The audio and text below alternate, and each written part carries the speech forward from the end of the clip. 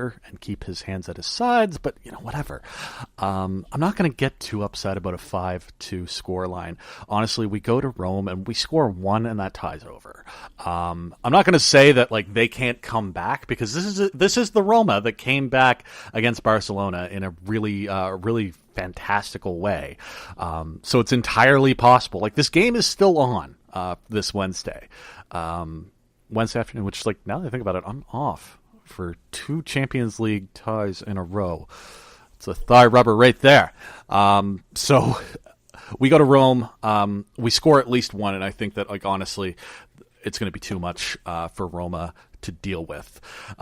Good news coming out of Stoke's game is that Sadio Mane is expected to be okay. He had a slight hamstring pull or something, just some tightness or whatever that kept him off the field this weekend, but he should be good to go for the away leg of the Champions League semifinals, which is really good because we want to, of course, field our strongest possible team for what's an incredibly crucial match. Of course, some sad news coming out of that game with Alex Oxlade-Chamberlain suffering an I believe it was an ACL sprain. That's going to keep him out of not only the rest of Liverpool's season, but also the World Cup, which is fast approaching.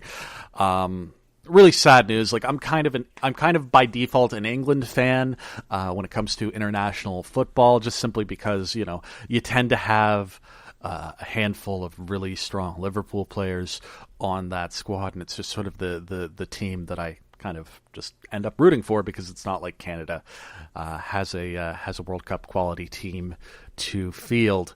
So it's not like we're going to qualify for the World Cup anytime soon on the men's side of things. Women's side, when we did okay at the last Women's World Cup, so we'll wait to get the national pride out for that occasion. Yeah, just real shame for Alex Oxlade-Chamberlain. He had a really great season, really great first season for Liverpool. He grew in importance over the year. Of course, he scored that beauty of a goal against Manchester City in the home leg in the Champions League. Just absolutely phenomenal. And the good news is this isn't like a full on break or anything like that. He should be good for when the preseason training camps start. So he'll be ready to hit the ground running, and hopefully make our midfield next season with the addition of Naby Keita and hopefully one more. Make our midfield look a lot stronger than it has in recent years. Not to say that our midfield has necessarily been trash. It's just, in comparison to sort of everything else now that we have a Virgil van Dijk at the back, and now that our goalkeeper is Loris Karius is starting to look pretty good. It's one of those things where our midfield is just kind of been like a K car, just sort of reliable but not phenomenal, I guess, is the best way to put it. The other thing that I will, of course, mention, very, very sad sort of set of circumstances surrounding the game. Of course, prior to the game at Anfield against Roma, very, very unfortunately, fan from Ireland, Sean Cox, stabbed by a couple of just the worst people in the world. I'm sorry, if your version of supporting your football club is to go out and stab opposing supporters, just go to hell. Just get fucked, because you're just not worth being a person on this earth. The two young men, they're 24 and 25. They were apprehended, and they are in custody. From what I understand, Sean Cox is in stable condition after the attack, and it's just I don't know, UEFA, if they had any goddamn balls, they would do something about this, and move the game to a neutral venue. They would there would be some kind of fine for the team. Here's the thing: like I had this conversation with the girlfriend a couple of days ago because she asked, like, well, it wasn't the team, it wasn't the players who did this; it was just supporters. What needs to happen is there needs to be some kind of on the pitch recompense for this sort of action.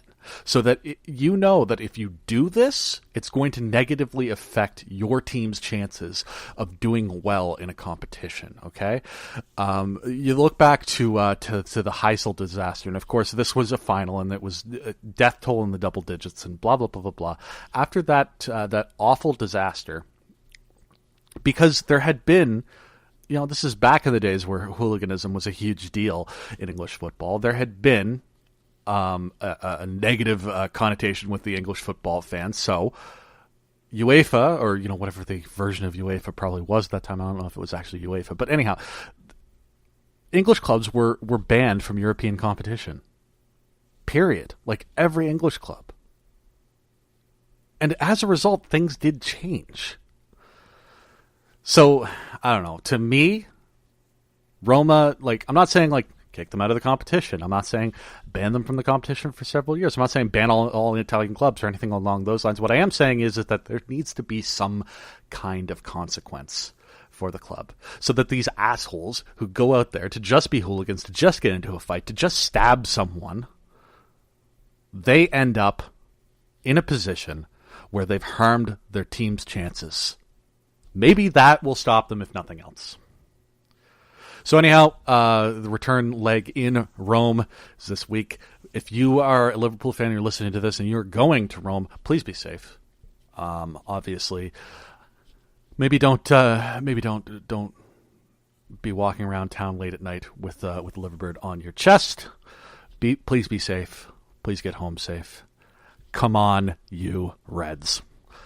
Wow, that was a pretty lengthy little section on football. We're like I said, we're getting to that point in the season where things are getting real exciting. This is something I've kind of thought about. Maybe doing some kind of competition. I don't know what the prize would be, but maybe like some sort of World Cup bracket competition. I don't know. If there's any interest in that, let me know on social media or through emailing the show, and we'll maybe look at doing something like that. I don't know what the prize would be. I don't really have much to give. I only have my love for you, dear listener. On the other side of this break, we are going to talk about just that awful action that happened in Toronto this past week, as well as that Waffle House shooting down south. Just because there's something to say about that. And in addition, we'll talk really quickly about the Greatest Royal Rumble. I don't have a whole lot of thoughts, so it's not going to be a wrestling heavy week now that I gave you your sort of week off of wrestling last week. We'll see you on the other side of this little musical interlude.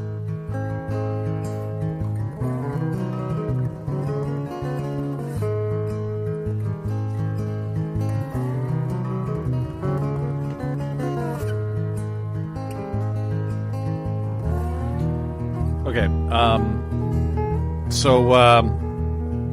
of course, very, very tragic set of circumstances occurred in Toronto last week. Man, you can talk about Facebook being awful. You can talk about social media being terrible, being sort of a blight on society, or what have you. And you know what? There's a lot of justification for that. Of course, we've heard all about Cambridge Analytica and the ways that our information is being bought and sold and all that jazz, and used. But man, if moments like that aren't just a glowing recommendation for the way that we're connecting with one another in this social media age, I don't know what is.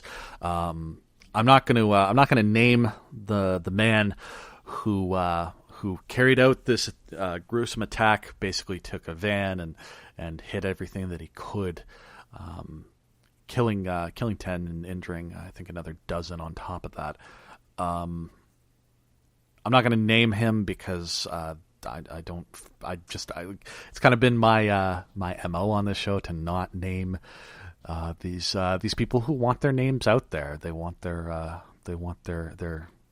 names out there, and if you really are interested, you can go and take a look at any number of articles on the internet that explain who this guy is. I'm also not going to talk too deeply about his fucked up worldview. He's one of those men's right activist, involuntary celibate, as if women are forced to give him that level of intimacy, as if he's entitled to it.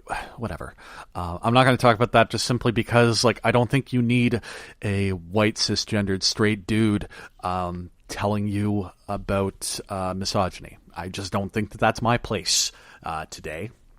What I am going to say is, there's been a lot of very justified criticism over the last few years for police forces in general, certainly here in North America, more often south of the border than here in Canada. But Canada it's not like everything is roses and daisies and other nice things here. We have our problems too.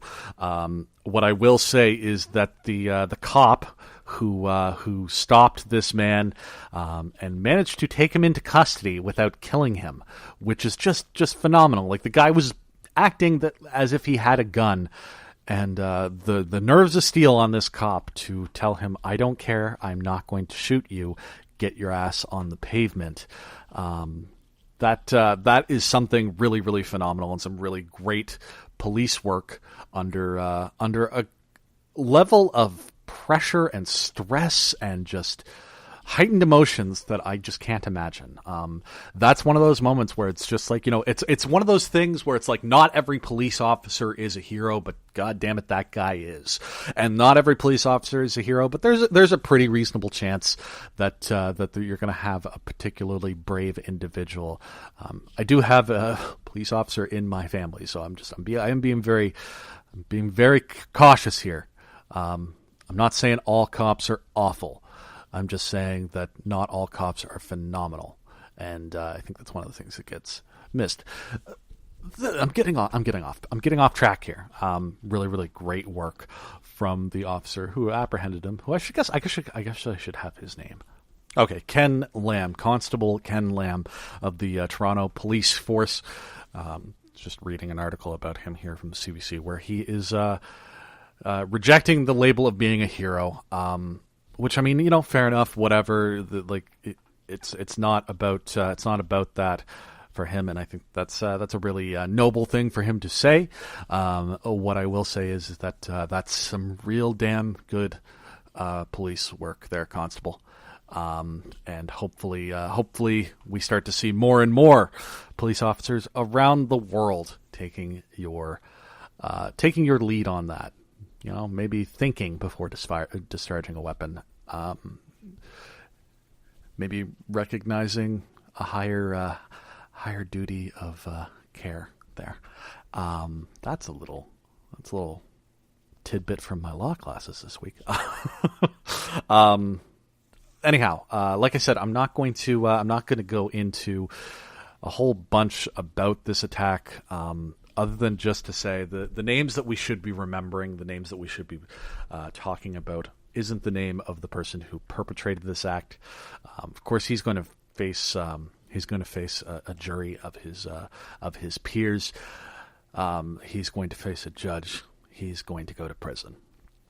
The names that we should be remembering are Anne Marie D'Amico, Butis Amarasinghe, Munir Najjar, Eddie Kang, Dorothy Sewell, Betty Forsyth, So-hee Chung, Andrea Braddon, Geraldine Brady, and Ji Hyung Kim.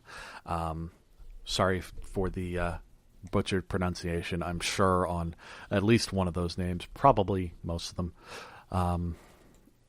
Those are the names of the 10 people, 8 women, 2 men, who passed away as a result of this horrific attack.